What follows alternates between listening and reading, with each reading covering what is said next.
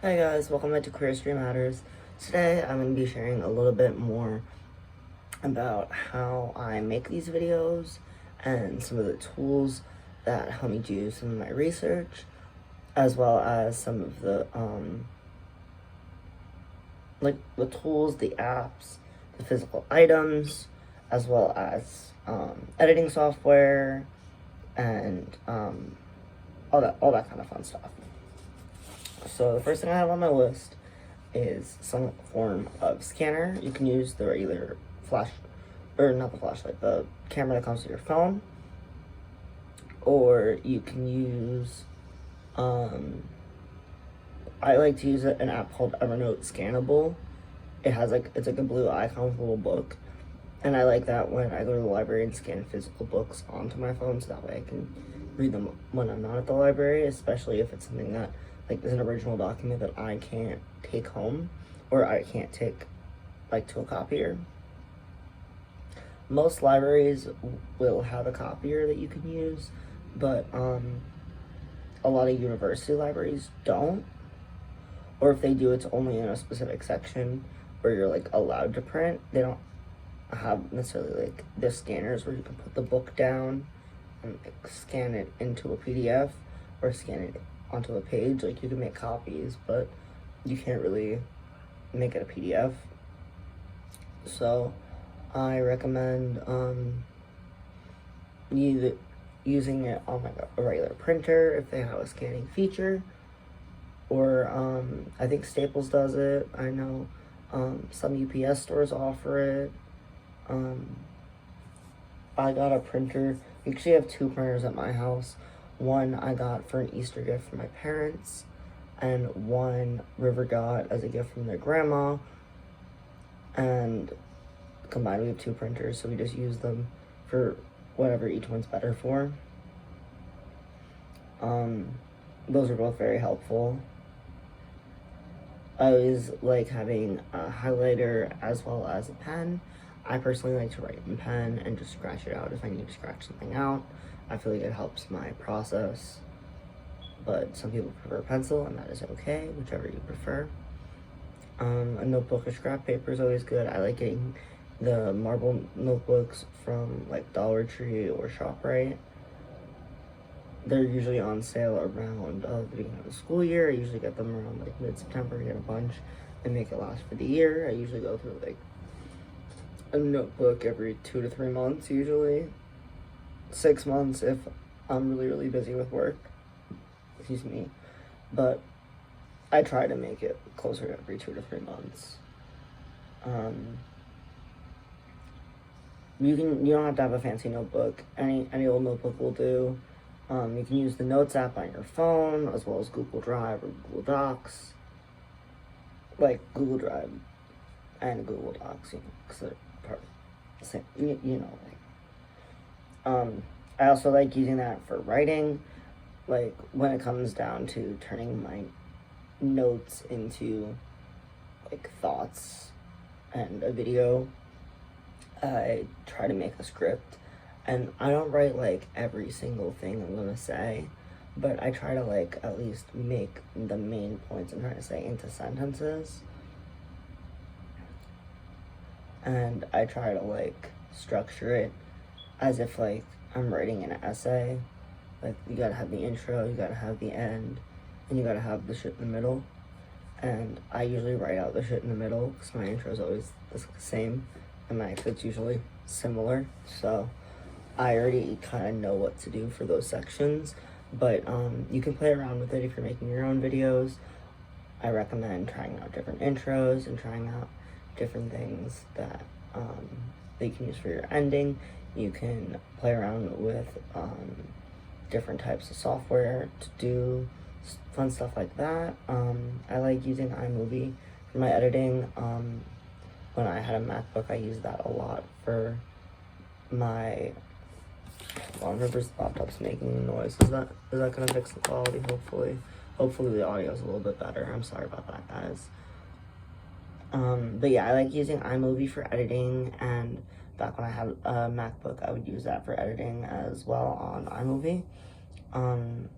I know River does some video editing with Windows Movie Maker, but I haven't quite bridged the gap over to that side yet, but I'm definitely interested in looking into it, especially if a MacBook is something that we can't afford right now.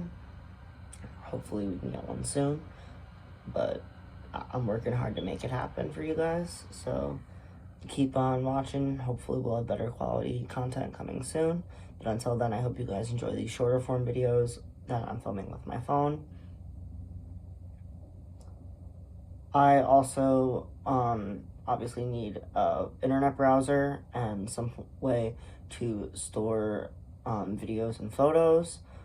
You can use Google or Apple Photos. You can use whatever comes with your phone. You can use Google Drive, like I mentioned before. I tend to store my photos on Google Drive and my videos on flash drives. I always recommend having a physical flash drive and having it like, if you have a video that you've recorded but you don't quite like something about it and you're worried about not having enough space, I would put it as like unlisted on YouTube. You can always download the video later. If you're gonna be uploading to YouTube, I recommend having a strong internet browser. I usually use Firefox or Chrome, but I prefer Firefox. I feel like it runs a little faster, and I have the YouTube app on my phone.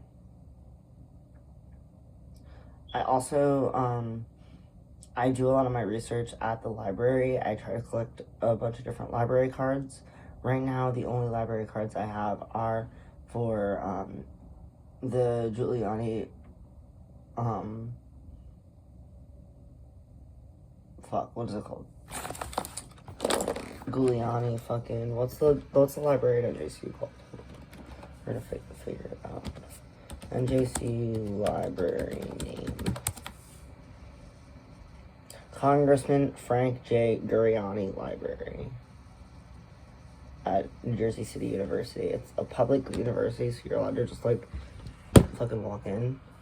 And I have my NJCU ID since I'm an alum, so I can use certain services through there since I'm an alum. And if I explain like different projects to the librarians there, sometimes they let me use some of like the resources they keep like behind the registers, so that's really cool there. I really like the Wall Public Library in Monmouth County, New Jersey. I have a Monmouth County library card, and I've only really visited the Wall one. I really like that library a lot. It was my childhood library, and I would spend hours going up and down those halls looking at all the different books. And they have really good like book sales. Like you can get a whole bag of books for like $10. It's great. And it's a good way to support your local library. Bayonne has a lot of really nice stuff at the library. I want to get a library card there. I just haven't gotten around to it. But that's definitely on my bucket list for 2025. I hopefully will be going there soon for another event on December 13th. More info about that coming soon. And I am very excited about that. I am hopefully going to be getting a library card there, and then I will have 4 library cards, because I have a Jersey City library card as well. The Bayonne Public Library was under construction when I moved here, actually, and for several years after that, so I wasn't really able to access the library, like, because it was closed during COVID. Like, I couldn't get a library card because I moved here during COVID, and then it was under construction, so, like, me and the library just haven't lined up, but I've definitely been there plenty of times. It is a wonderful place. I like looking at the books there and like going to the different community events. My old professor, Dr. Jacob Zumov, is actually doing an event there sometime in November. I think it's November 7th, but I'll put the info in the description once I get that. And I'm very excited to go to that. I'm actually really excited because the library is actually open late. It's open until like 9 p.m.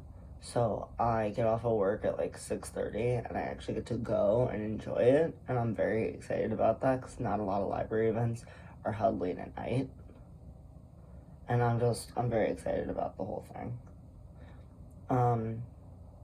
Yeah, but library cards are a very good resource. They also allow you to access things like Libby. It's an app where you can like access different library audiobooks. There's also a lot of free audiobooks included with Spotify Premium. Everyone talks about Audible. I've never used Audible. I don't know shit about it.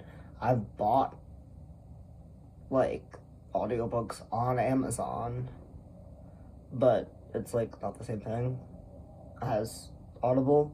It's like it's a different way of buying it. So like you buy the fucking book. I don't really know how to explain it, but it's not Audible, so I don't really know how that works. But I have used Libby before, and I have used Spotify Premium, and those are both really good resources for me in terms of audiobook research. Many oral history projects will have their stuff on SoundCloud or like on their official website.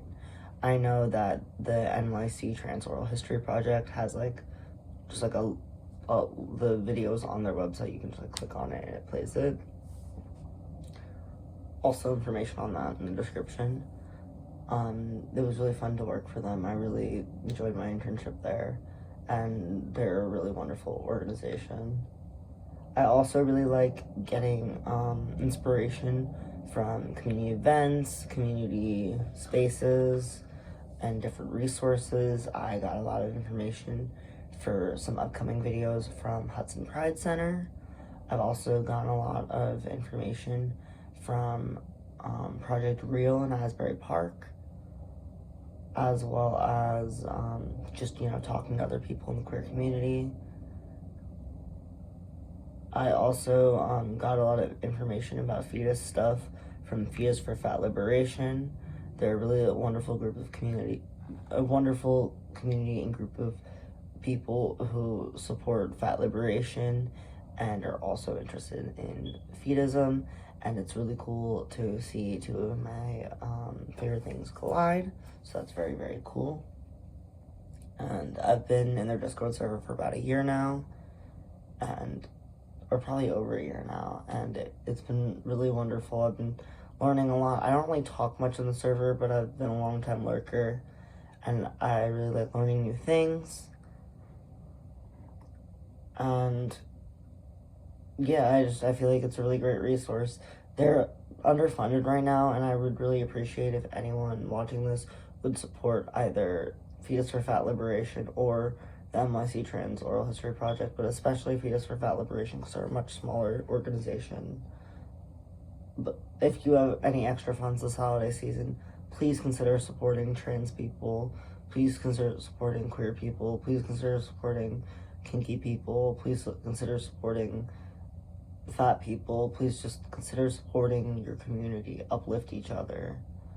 We don't need all this fucking hate and violence and fighting each other. We can all just hang out. I don't know, this might be the strain I'm smoking, but why are we beefing with each other? Just don't. Just don't. I don't know. I feel like there's been so much going on lately in the news and just like hate in general, and I've had a really long day at work, and I just am so happy that I get to make videos that I love and hang out with people that I love and get involved in my community. It's just, I'm so lucky I get to make these videos for you guys, and I hope this video helps somebody else make their content or college project or hell, even high school project a little bit better.